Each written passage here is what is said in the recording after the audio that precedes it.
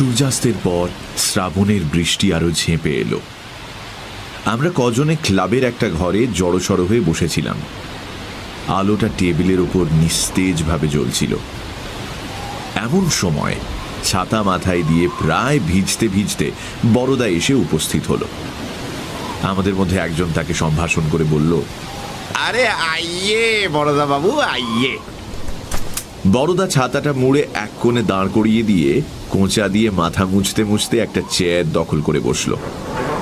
একটি দীর্ঘ নিঃশ্বাস ফেলে বলল, এ ভরা বাদরে শূন্য মন্দির মোর, গিন্নি বুঝে সুঝে আজই বাপের বাড়ি চলে গেলেন। অমূল্য এক কোণে গুড়িসুড়ি পাকিয়ে বসেছিল। বলল, ও তাই আমাদের জ্বালাতে এসছো? বড়দা ওদিকে কান্না দিয়ে বলল, বাড়িটা ভারী ফাঁকা ফাঁকা ঠেকতে লাগলো, তাই। 2 মিনিট চুপচাপ থাকার পর বুক পকেটের ভেতর থেকে সিগারেটের বাক্স বের করে একটা সিগারেট ধরিয়ে বলল, আজকের বৃষ্টি দেখে একটা পুরনো গল্প মনে পড়ছে। এই সারলে? অমূল্য উঠে দাঁড়িয়ে বলল, একটু যে নিশ্চিন্তি হয়ে ক্লাবে বসবো তার জো নেই। আমি বাড়ি চললাম। এই ঋষি, তোমার ছাতাটা যদি দাও। মানে ঋষি ঘাড় নেড়ে বলল, আমাকেও তো বাড়ি যেতে হবে, বৃষ্টি আজ রাতে থামবে বলে মনে হচ্ছে না। অমূল্য ব্যাকুল চোখে ঘরের চারিদিকে একবার তাকিয়ে দেখল, কিন্তু ছাতার সত্ত্বাধিকারী কারুর মুখে করুণার কণামাত্র না দেখে হতাশভাবে আবার চেয়ারে গিয়ে বসে পড়ল। পৃথ্বী জোরে হেসে উঠল, অমূল্য কপালের লিখিত ঝাঁটা, কোন শালা কিংকরিষ্যতি, বড়দার গল্পটা শুনেই যাও। অমূল্য জবাব দিল না। বড়দা আরম্ভ করল, বছর কয়েক আগেকার কথা, সেবারও এরকমই নিদারুণ বর্ষা, ভাসছে খাল বিল। আমার মাস্তুতো ভাইয়ের বিয়েতে বরযাত্রী গিয়েছি। দাদা বিয়ে করলেন বাংলাদেশের এক অতি পুরনো পচা পাড়া গায়ে। আমাদের কারুর মত ছিল না, কিন্তু প্রজাপতি শুনলেন না, অগত্যা সেইখানেই যেতে হলো। একে পল্লীগ্রাম, তার উপর আবার বর্ষাকাল। সে দৃশ্য বর্ণনা করা আমার সাধ্যের নয়। সুবিধের মধ্যে রেলের স্টেশন ওই এক কোষের মধ্যেই ছিল। স্টেশনে নেমে সকলে পায়ে হেঁটে কোণের বাড়ির দিকে যাত্রা করলুম, কারণ জানা গেল যে মাঝখানে একটা পুল ভেঙে গিয়ে সেই রাস্তা গরুর গাড়ির পক্ষেও দুর্গম হয়ে উঠেছে।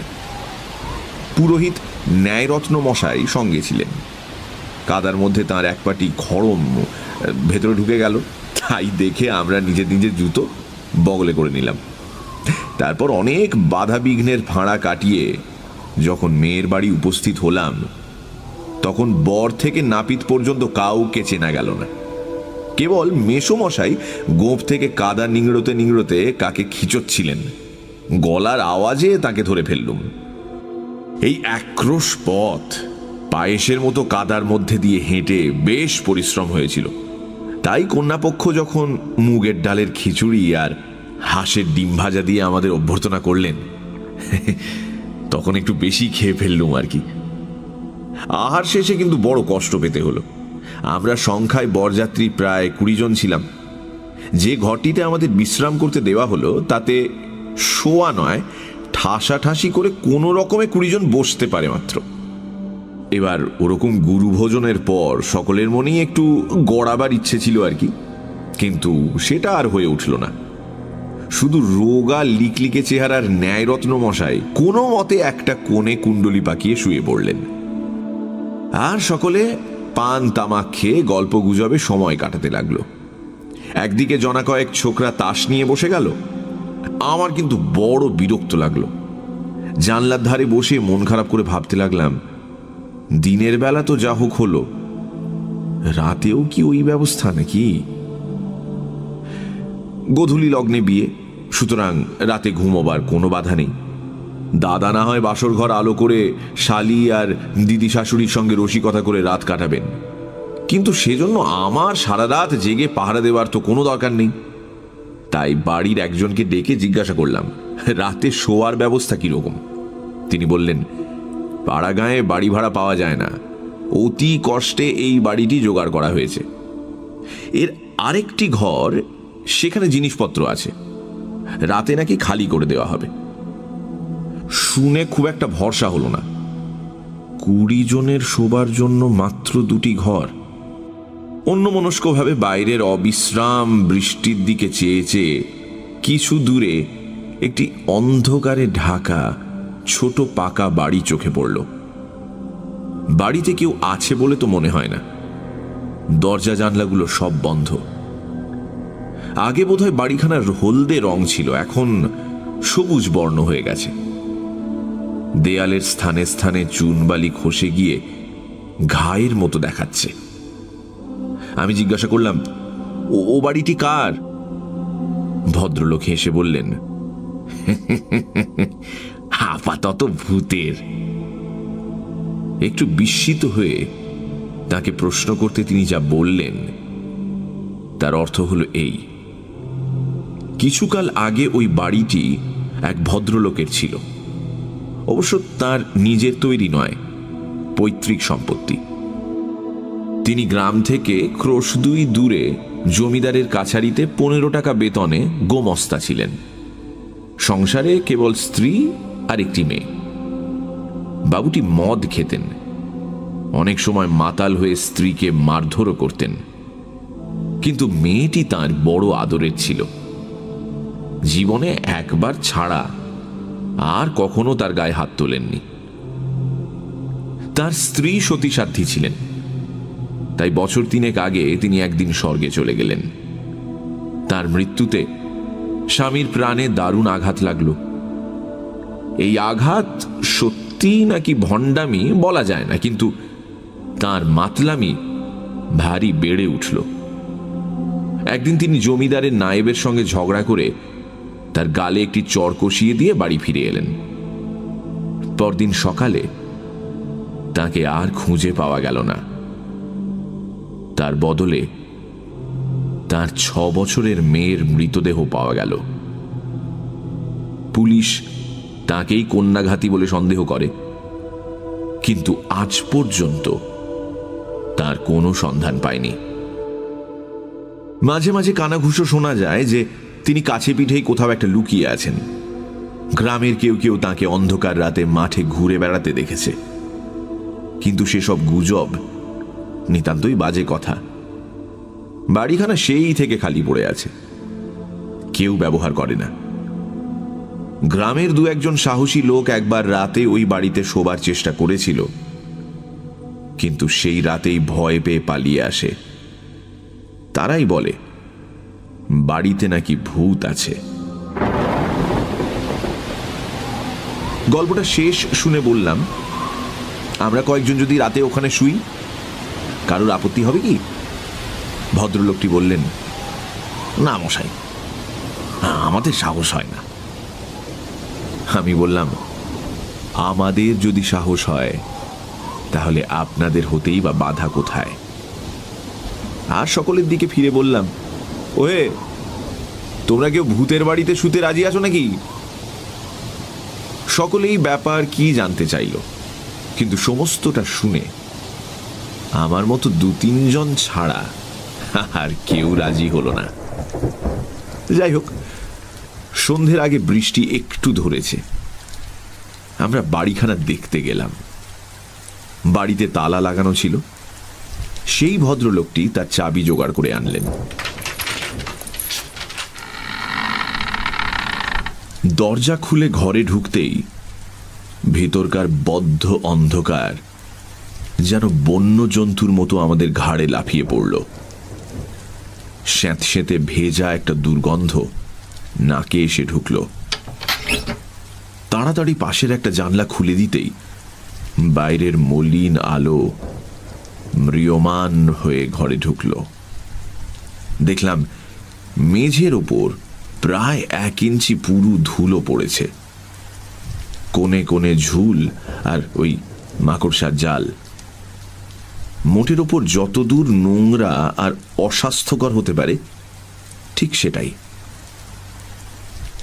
বাড়িতে মাত্র 2টি ঘর, তার মধ্যে একটি শোয়ার জন্য।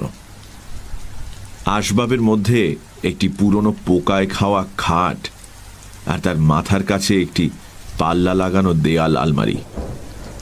ঘরটি নেহাত ছোট নয়, খিড়কির দিকে একটা জানলাও আছে।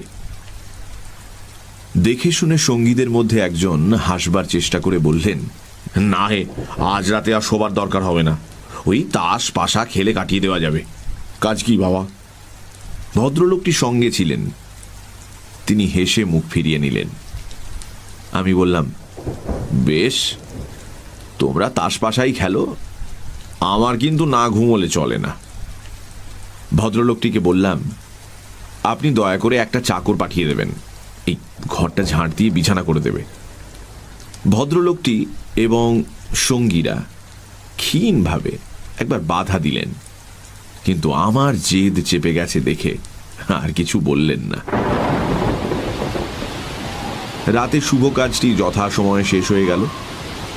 10:30টার পর খাওয়া দাওয়া শেষ করে লণ্ঠন হাতে একলা শুতে গেলাম। সন্ধ্যের পর আবার বৃষ্টি আরম্ভ হয়েছিল, এখনো সমানভাবে চলছে। বাড়িতে ঢুকে ভেতর থেকে দরজায় খিল লাগিয়ে দিলাম, তারপর লণ্ঠন হাতে শোবার ঘরে গেলাম। চাকর বিছানা পেতে মশারি ফেলে দিয়ে গিয়েছিল। খিড়কির দিকে জানলাটা আগের মতোই বন্ধই ছিল। আলো ধরে ঘরখানাকে একবার ভালো করে দেখে নিয়ে দরজা বন্ধ করে দিলাম। ঘরের দরজা বন্ধ করে দিতেই ঘরটা অত্যন্ত নিস্তব্ধ মনে হতে লাগলো। হাওয়া বাতাসের অভাবে একটু গরমও লাগতে লাগলো। জানলাটা ধরে 2-3 বার টানাটানি করার পর সেটা খুলে গেল। তখন আবার ব্যাঙ ও ঝিঁঝি পোকার কনসার্ট শুনতে পেলাম।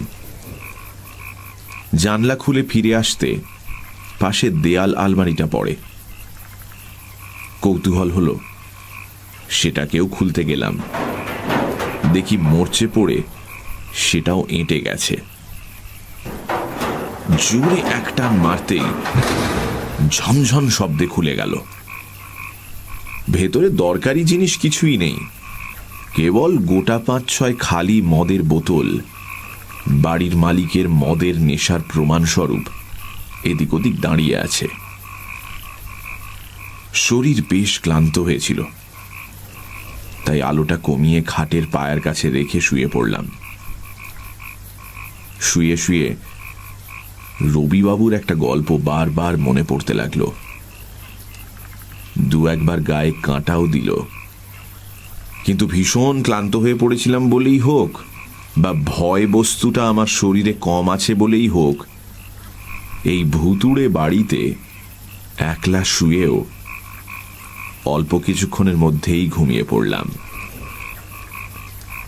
রাত মনে হয় তখন 2 কি 2:30 হবে। হঠাৎ কানের খুব কাছে একটা ঝনঝন শব্দ শুনে একেবারে ধর্মর করে বিছানার উপর উঠে বসলাম। দেখি দেয়াল আলমারি থেকে শব্দটা আসছে। নিমেষের মধ্যে দারুণ ভয়ে আমার সমস্ত যুক্তি, তর্ক, বুদ্ধি, বিবেচনা একেবারে হারিয়ে গেল।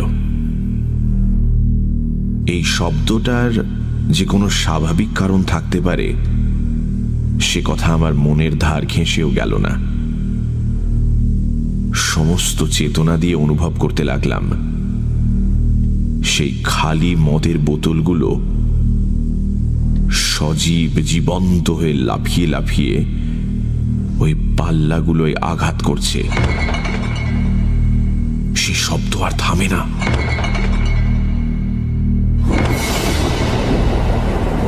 এই নিশাচর ভূতেদের এই রাতের উল্লাস ঝনঝন শব্দে সমানভাবে চলতেই থাকল।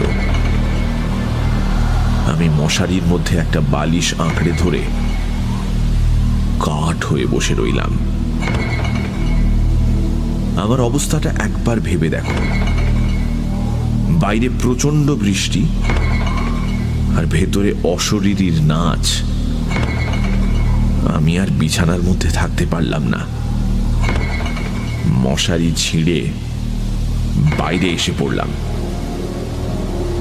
আলোটা বাড়িয়ে দিতেই ঘরের এই শূন্যতা যেন আমার চারদিকে দাঁত বের করে হেসে উঠল। অন্ধকারের চেয়ে ছিল ঢের ভালো। খালি মনে হতে লাগলো ওই বোতলগুলো এক্ষুনি নাচতে নাচতে আলমারি থেকে বেরিয়ে আসবে, এবং তারপর যে কি কাণ্ড শুরু হবে তা আমার বিধ্বস্ত মস্তিষ্ক দিয়ে কল্পনা করতে পারলাম না। আমি ছুটে জানলার কাছে গিয়ে সজোরে করাত চেপে ধরলাম। ঠিক এই সময় আকাশের মাঝখানে বিদ্যুৎ চমকালো। বাইরের সমস্ত দৃশ্যটা এক মুহূর্তে চোখের সামনে ভেসে উঠল। জানলা থেকে হাত 25 দূরে একটি প্রকাণ্ড গাছ ছিল। নিম কিংবা তেঁতুল ঠিক ধরা গেল না, সেই গাছের গোড়ায় একটা বিরাট আকৃতির লোক কোদাল দিয়ে প্রাণপণে কোপাচ্ছে। সারা গা বেয়ে জল পড়ছে। পরনে কাপড় আছে কি উলঙ্গ ঠিক ধরা গেল না। কৌতূহলে ভয় অনেকটা চাপা পড়ে গেল। আমি আরেকবার বিদ্যুতের আশায় বাইরের অন্ধকারের দিকে তাকিয়ে রইলাম। বিদ্যুৎ আবার চমকালো। দেখলাম ক্লান্তি নেই, বিশ্রাম নেই, বৃষ্টির দিকে ভ্রুক্ষেপ নেই। লোকটা একইভাবে গাছের গোড়ায় কোদাল চালাচ্ছে, আর সেই কোদালের তালে তালে ঘরের মধ্যে আলমারির ভেতর থেকে শব্দ আসছে, ঝানঝান ঝানঝান। আমার ভয় অনেকটা কেটে গিয়েছিল।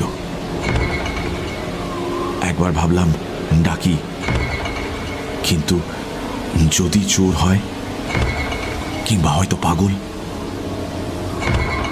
কোনো কিছু স্থির করবার আগেই না বুঝে সুঝে লণ্ঠনটা জানলার সামনে তুলে ধরলাম। বাইরের লোকটাকে সে আলোতে দেখা গেল না, কিন্তু হঠাৎ আলমারির ঝনঝনানি বন্ধ হয়ে গেল।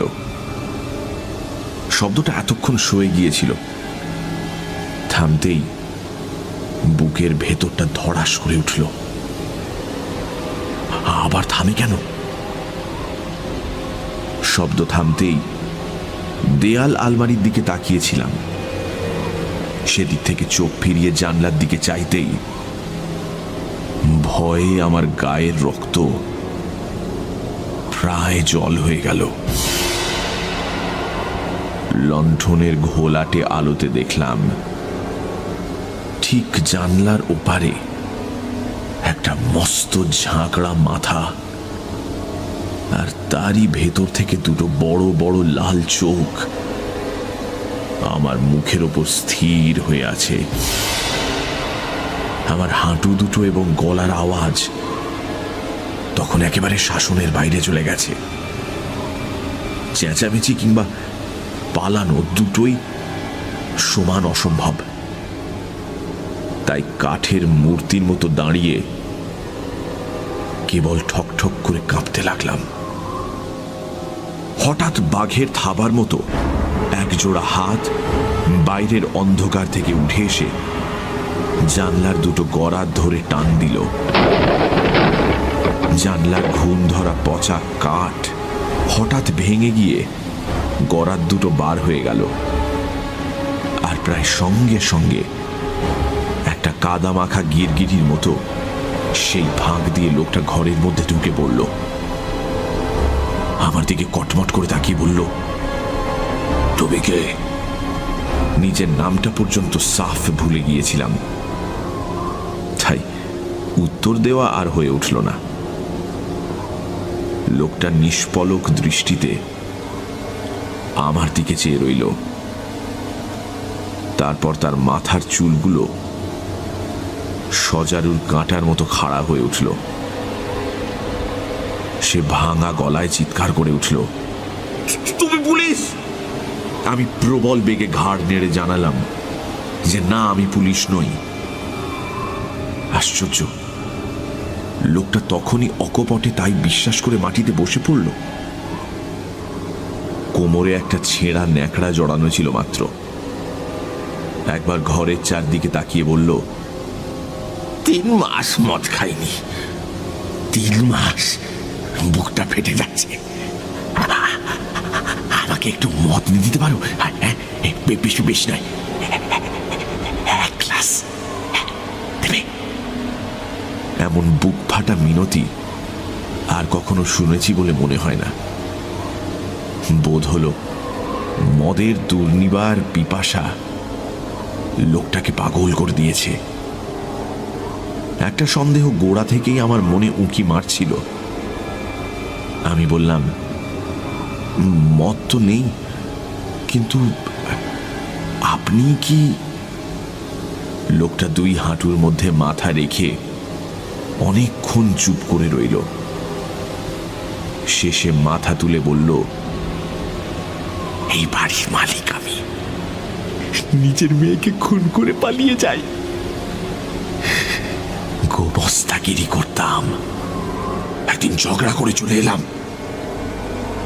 তখন স্ত্রী বেঁচে নেই, শুধু মেয়ে। বাড়ি আসতেই মেয়েটা বলল, বাবা বাবা, খেলা করতে করতে পায়ের মল গাছতলায় কোথায় পুঁতে রেখেছিলাম, আর খুঁজে পাচ্ছি না। মাথায় রাগ চড়েই ছিল, মারলু মেয়েটার রগে 1 চড়। মেয়েটা সেইখানে পড়েই মরে গেল। সেই থেকে পুলিশের ভয়ে পালিয়ে বেড়াচ্ছি। মেয়েটা মরেছে, যাকে যাক যাক যাক যাক যাক। কিন্তু তার মল কগাছা কিছুতেই খুঁজে পাচ্ছি না। কথা নেই। এই বলে লোকটা লাফিয়ে উঠে একবার আলমারির দিকে ছুটে গেল। খালি বোতলগুলো পেড়ে পেড়ে মাটিতে আছড়ে ভাঙতে লাগলো। তারপর উন্মত্ত একটা চিৎকার করে যে পথে এসেছিল সেই পথেই বেরিয়ে গেল।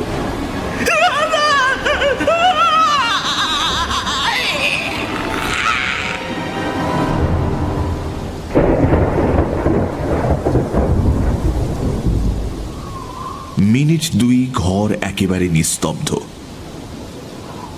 তারপর আলমারির কাঁচের পাল্লা দুটো সজোরে শব্দ করে উঠল, ঝন ঝন ঝন। বড়দা চুপ করল। অমূল্য কটাক্ষ করে বলে উঠল, ব্যাস এই গল্প, খালি ঝন ঝন ঝন। বড়দা বলল, আর একটু বাকি আছে। শেষ রাতে একটু ঘুম এসে গিয়েছিল। হঠাৎ চমক ভেঙে গেল। দেখলাম ঘর একেবারে অন্ধকার। আলোটা যেন কখন নিভে গেছে। অনেকক্ষণ কান খাড়া করে শুয়ে রইলাম, কিন্তু খোলা জানলা দিয়ে ঝিঝির শব্দ ছাড়া আর কিছুই কানে এলো না। শেষ রাতে ঠান্ডা হাওয়ায় কুণ্ডলি পাকিয়ে আবার ঘুমিয়ে পড়লাম। সকালবেলা উঠে দেখি বালিশের তলা থেকে সোনার ঘড়ি আর মানি ব্যাগটা চুরি গেছে।